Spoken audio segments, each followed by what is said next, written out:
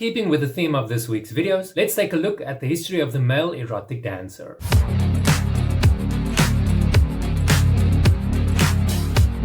Today, nobody bats an eye when it comes to movies about male strippers. The hugely successful Magic Mike trilogy was inspired by Channing Tatum's real-life experiences as a male erotic dancer before making it big in Hollywood. The first Magic Mike was considered groundbreaking and caused a resurgence in male stripper popularity.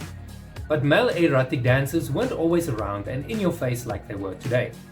Sure, the 1980s had an abundance of interest in the topic, especially with the Chippendales and movies like One Night in Heaven and For Ladies Only. And it seems every other film tried to incorporate a male stripper somewhere, but it was mostly for comic relief and very seldom for sexualization of the male form.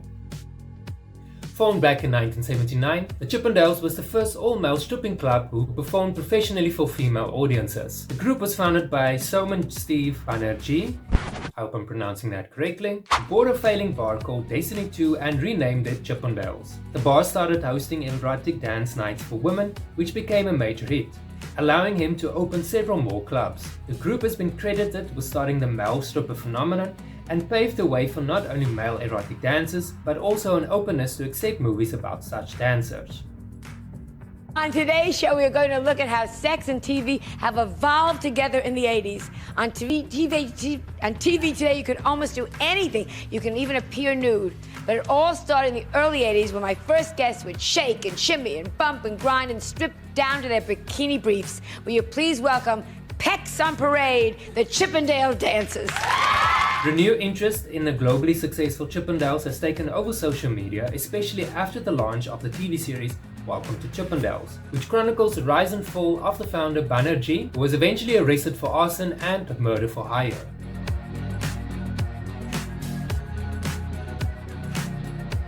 But before 1979, strip clubs mostly catered to male clientele, with a few gay strip clubs underground. One of the earliest male strip shows was in 1976 at the Gaiety Theatre in Times Square, which featured men stripping for the entertainment of other men.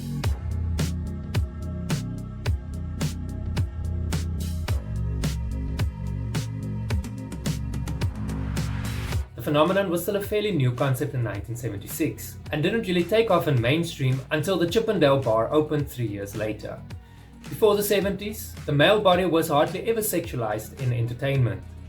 And should a film include a male star undressing, it hardly ever included dancing like one would associate with the modern definition of stripping. So were the Chippendale dancers the pioneers of modern stripping? Well, yes, but also no. In the late 19th century, strongman Eugene Sandow gave rise to what would eventually be considered to be modern bodybuilding. But he also realized that some of his fans weren't all too interested in his strongman capabilities, but they were rather fascinated with his body, especially when he wore skimpy costumes. He was even known to invite fans backstage for a private show, stripping down to a skimpy tight-fitting outfit. It might not be what we now know as erotic dancing, but his routine was worth mentioning as it was the first time in history that a man was the subject of muscle worship and even got paid to reveal his muscular body to an audience. Thank you for watching this video. If you enjoyed this video, please remember to click like and subscribe so you can stay up to date as soon as I post new videos.